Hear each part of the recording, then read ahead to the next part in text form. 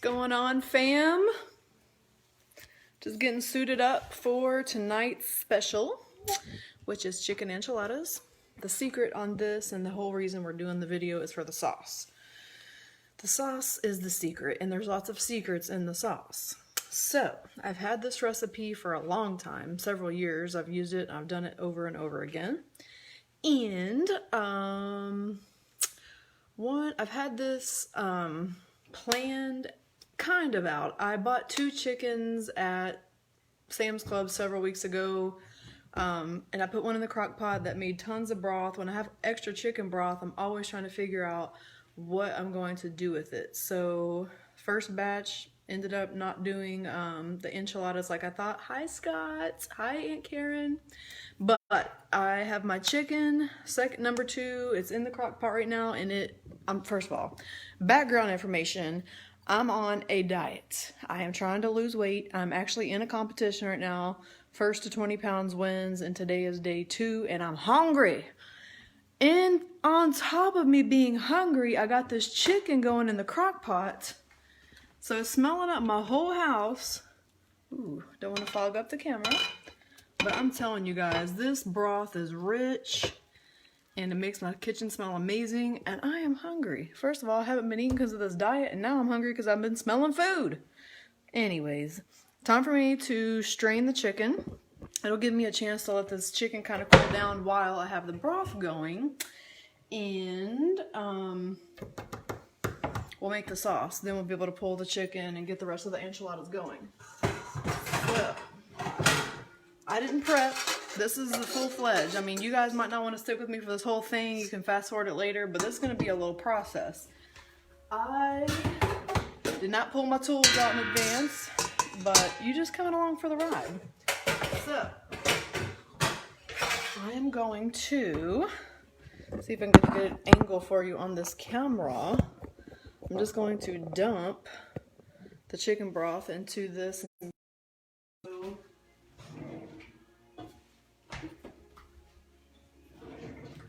I can use the broth for the sauce.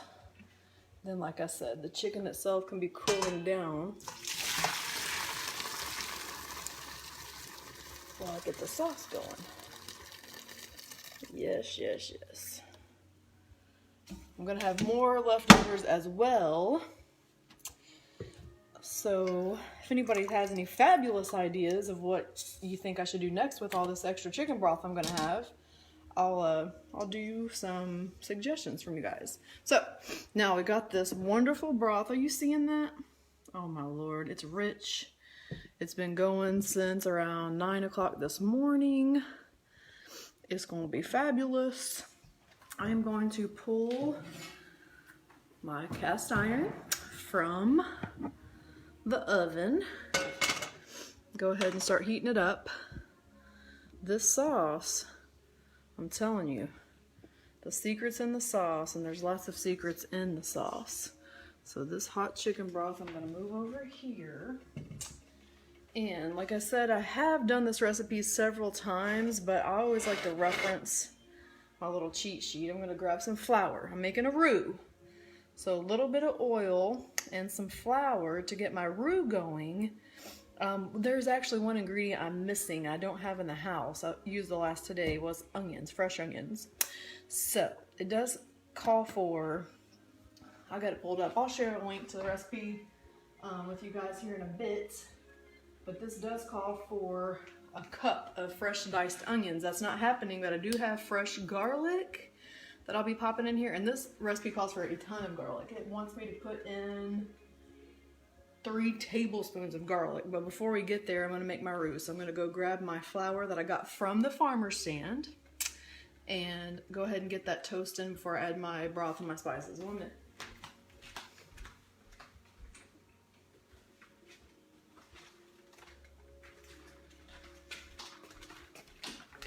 So, some people want to know what kind of oil is best to cook with or what kind of oils I do cook with. This particular recipe calls for, I believe, canola or veggie oil, vegetable oil, but I like to cook with avocado oil or even grapeseed oil if I'm going to be doing high heat cooking. they actually work much better with high heat versus something that you honestly just want more for flavor. You want to use olive oil, sesame oil, those kind of things are for flavor, but they're not good on high heat, so they're not really a great cooking oil. I'm going to use avocado oil in this recipe, and I'm going to pop in just 1 little tablespoon. And this tablespoon is going to combine with my flour, which I am going to put 3 tablespoons of flour, and get my roux mixed up.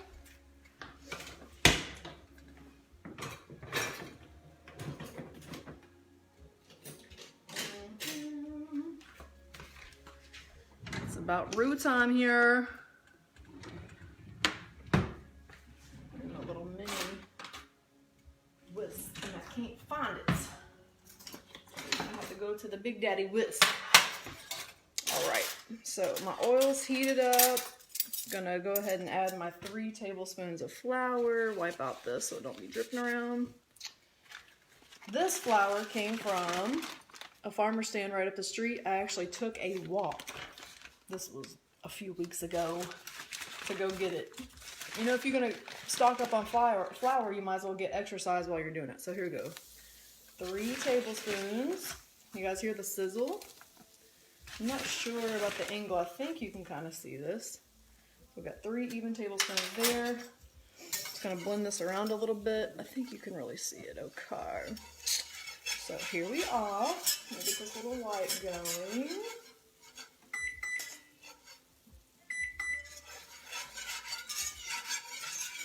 Now, as soon as I combine the fat, which is the oil, with this flour, I'm going to let it cook for just about 60 seconds, just to kind of get that flour cooked. Nobody wants raw flour, but this is going to thicken up the chicken broth that I'm going to dump in here. So now, I need to measure out 4.5 cups of the broth that I've made. This homemade, rich, savory, making me hungry all day broth is about to go down in this pan. So there's my flour. I'm getting all nice and cooked. I'm gonna measure out 4.5 cups of broth.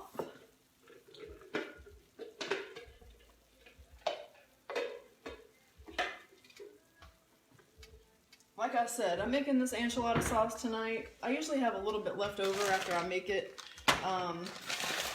So then I have it to use on random things throughout the rest of the week or whatever. I can freeze some. But if you guys, I have a whole crock pot full of broth. Fresh, like I said, chicken broth. If you have any other recipe ideas of what I should be doing with the rest of my broth, throw them on out there. Might try something new. So there's 4 cups. I usually do like to make at least 1 soup per week. So, yes. The sizzle, the sizzle, the sizzle. So there is 4 cups. Get that really good flour blended in there. I'm gonna kind of go around the edges with this spatula just because I had some kind of sticking to the edge that this whisk is not getting to. Make sure I get all the flour blended. We don't want clumpy enchilada sauce. Do you hear me? Ain't nobody got time for clumps, or humps, or bumps. Yep, another 1/2 cup in here. It will be good with the broth. Then it's time for me to add the spices, and you don't want to miss that. The spices is the secret. So, our little spice blend is going to be, we do not have fresh onions. So I'm going to kind of sub out my lack of onion with more garlic powder. And I need to look and see if I have a garlic press handy. If I do, I will squeeze. Yes, I do. Now, y'all know I like to tell stories while I'm doing stuff. So, This is a garlic press with a story. Let me grab my garlic and you're gonna hear the story while I press my garlic.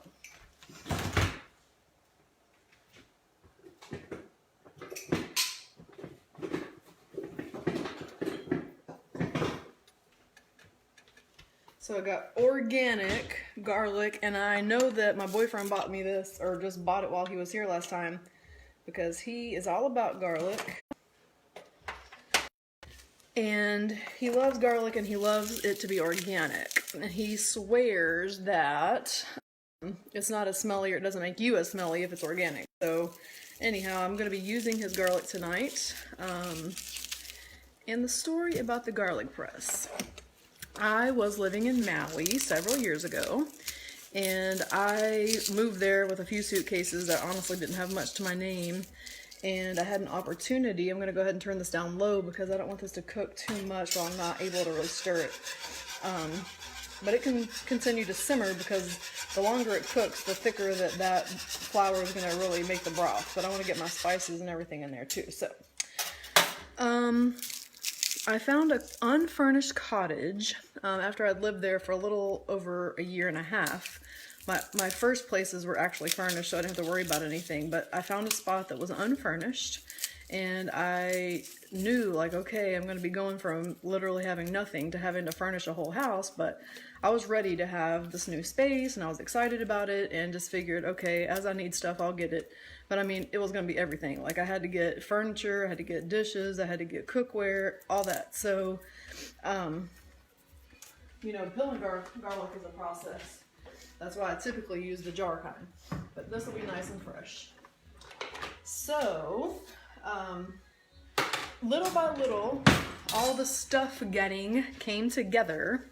As you know it does. You know, stuff just accumulates so fast, and it seems like if you're looking for something, you'll find it. So I made a list of things that I wanted to get, and that included, you know, a coffee pot, a cast iron skillet, Tupperware, like all kinds of stuff that I knew I would need for the house.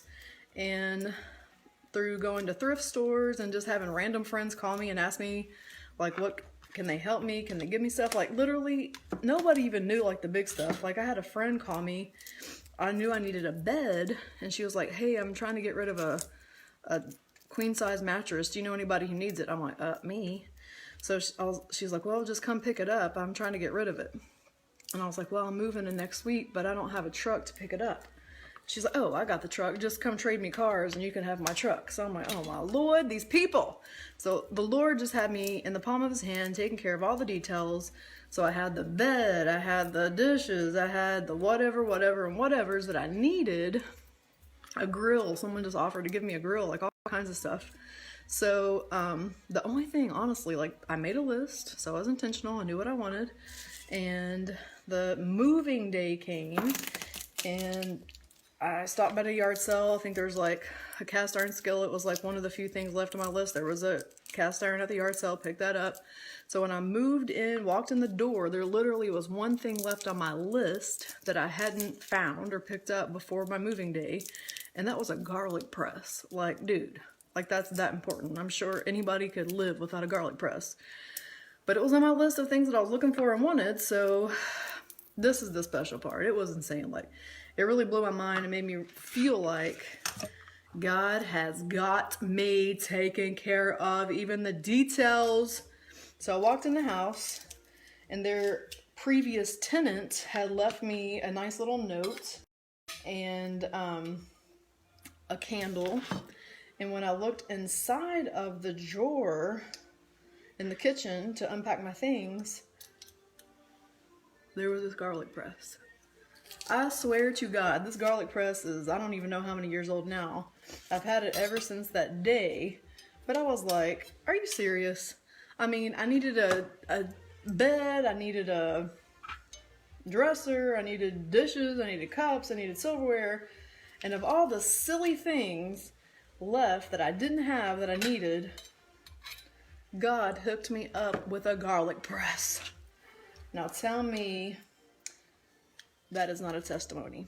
I'm just thankful for even the little things he takes care of me. So I got some fresh garlic in there. I'm gonna finish this off with the pre-minced because I don't got time to keep pressing 3 tablespoons worth of garlic. That's a lot. So here goes my pre-minced garlic going in. And I probably got about 3 tablespoons left in this container, so this is gonna be just right. I'm telling you, this sauce is garlicky, but it's so delicious. So now here's all the secret. The sauce is the secret, and there's lots of secrets in the sauce. So we got the garlic, we got the homemade chicken broth, we got the flour, we got the avocado oil. Now time for the spice run. So let's go over here, show you what's happening. Going, okay. So first thing of spice I'm gonna put in here, because I didn't have the fresh onions, I'm gonna do a whole tablespoon of onion powder, not salt, or you'd be thirsty for days. It's just onion powder. Then we have 1 teaspoon of dry oregano. So let me find my stuff in here. A little spice basket so I can pull things out. Oregano leaves dried. I'm going to put 1 teaspoon of oregano leaves. Yep. Get that aromatics going. I'm going to do 1 teaspoon of cumin. Some people have a taste for it, some people don't. It is a very notable Mexican flavoring. So we got the cumin in there. Here's where it gets interesting. Oh, before I get interesting, I'll put what I went to Sam's Club knowing I was going to do this recipe and got the big container of chili powder because I did not want to run out.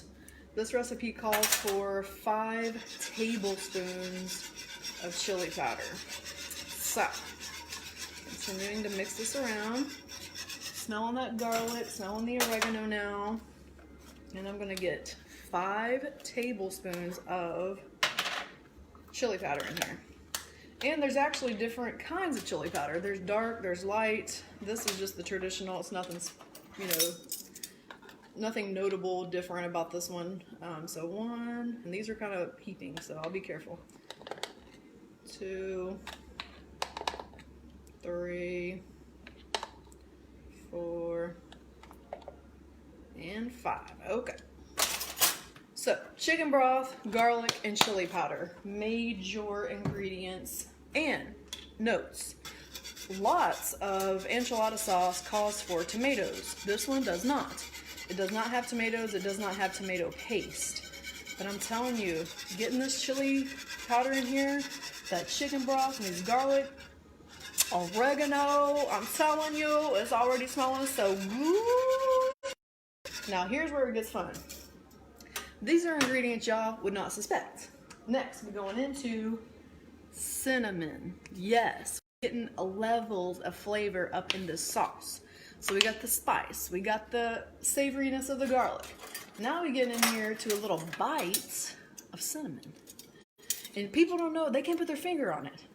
They eat the sauce, they feel the sauce, they love the sauce, but they don't know about this little 1/4 teaspoon of cinnamon that gets dashed in here. They know it's something different, but they can't really put their finger on it. I'm telling you, it's the cinnamon and it's amazing. So, there it is. Yup. And the final, very secret, very special ingredient is chocolate. So, for all my chocolate lovers, you know, some people can recognize that lots of Mexican sauces actually do use chocolate. And this is one of them. And it's not a sweet chocolate. It's just the bitterest one you can get. So, let's do a little shop about. I typically will use like a Ghirardelli chips of my dark chocolates. But I might have something else besides that. Let me go through my candy stash and let's see what we have in here. So we do have some Aldi brand that has nuts in it. I ain't doing that one. Ooh, this is it. 92% individually wrapped Ghirardelli. This was not purchased nor intended for my sauce, but it's the perfect fit. My Hawaiian banana bread on the road to Hana is out of this world, Scott. You know what? That bread's special because of the trip. The bread itself is good, but we gotta make the trip again. I just miss Hana. We gotta go. So the recipe calls for a 1/2 ounce semi-sweet chocolate. So this is 11 grams. I don't know how much this is. It's gonna be enough. So we're gonna put this whole little square in there, and it's 92%. The recipe itself calls for a semi-sweet, but that's probably because they don't know people like me got this 92% Ghirardelli chocolate squares at their house. So I'm just gonna unwrap this and pop it in. And it's just gonna bring this different dimension of flavor to the sauce. Just gonna break it up a little bit, let the heat do its job, continue to blend. And one thing I do just before I finish a recipe, I review my notes and I make sure I didn't miss any steps. So this is still cooking and it smells amazing. That's one thing. I was on a little, I don't know, it was not a go-to meeting. It was just like a little face-to-face meeting on the computer today with my niece. She's 6 years old and she's doing her paperwork online now because school is out, and she got her own new laptop. So we did a little meeting online, her computer, my computer, we was talking, and she said it's just like I was there. Like I could see her screen, what she was working on. We could see each other, we could talk. I said the only difference is you can't smell me. So that's the only downfall. I mean, I love doing these Facebook Lives and sharing the recipes, sharing the scene with you guys, but the sad part is you can't smell the sauce and it smells so good. So we got that going. Let's review the recipe together and make sure I haven't forgotten anything. And like I said, I'll post this later and I will share the link to the recipe. It's an allrecipes.com recipe that I've been using for a long time. So here's the recipe. Look at it together. So we got the vegetable oil. I didn't have the diced onion, so I subbed. We did garlic, we did oregano, we did cumin, we did cinnamon, we did flour, we did chili powder, chicken broth, chocolate. Baby, we did it all. It's all in there. So one more glance. I'm gonna turn the heat up just a little bit more, make sure this chocolate's getting nice and melty in there. And I'm telling you guys, levels of flavor. We have the cinnamon, the chocolate, the chili powder. Y'all, this is good. And not to mention the garlic. So this is just going to go. I'll verbally explain to you the rest of the steps. So what we're going to do, I'm going to pull this chicken that's been in the crock pot all day, get some shredded chicken out. I'm going to use some flour tortillas. And you can do whatever kind of tortillas you like. But I got these carb balanced tortillas. So I'm going to just do one tortilla at a time. I like to run a full tortilla, take the whole thing, dip it, and completely submerge it into your sauce. So your tortilla itself is going to be completely saturated with the sauce. Both sides, the whole thing, you're just dunking it in. Then, I got to get a casserole dish ready for this. With your saturated shell, you're going to go ahead and lay it in your pan, which your pan needs to be a little bit of sauce on the bottom just so it can bake and not stick to the bottom or whatever. So, bottom of the pan, put a little, probably 1/4 cup of your sauce, just mix it around as if it was like, you know, like you're just, what do you call that? You are just putting a non-stick on your pan. Your non-stick's actually going to be your sauce itself. So, I got all these pans. Oh, I bought from Costco the other day. I bought these aluminum pans so I could share with people. So I've already used a few to make some special deliveries. So, these aluminum pans are going to make my enchiladas tonight. I'm making stations where, like I said, submerge the shells, pop it in your pan, and then fill it with whatever you want. So I'm going to have the pulled chicken and some shredded Mexican style cheese. Sometimes I'll mix in some black beans. I'm trying to go a little bit lower carb, so I'm not going to put the beans in there just because of that reason. But you could put pulled spinach, you could put potato. I mean, I might do that. I love sweet potatoes. I might just whip up a few extra little sweet potatoes, make a little sweet potato chicken blend. I mean, anything can happen, y'all. So I got the sauce. Now I'm putting it together. So that's the end of our little segment. So glad that you guys were here to join me in learning how to make a homemade enchilada sauce. It's off the hook. Oh, it's bubbling, y'all. It's like, it's gonna be so good. I'm gonna put this together and then I will post some post pictures and maybe a little short video while this cheese is just bubbling under the broiler. It's gonna be so good. So happy Tuesday and happy quarantine. Hope you guys are doing good, staying safe, and just making the most of all these moments. Thank you for joining me and learning about enchilada sauce, and we will chat soon. Love you guys.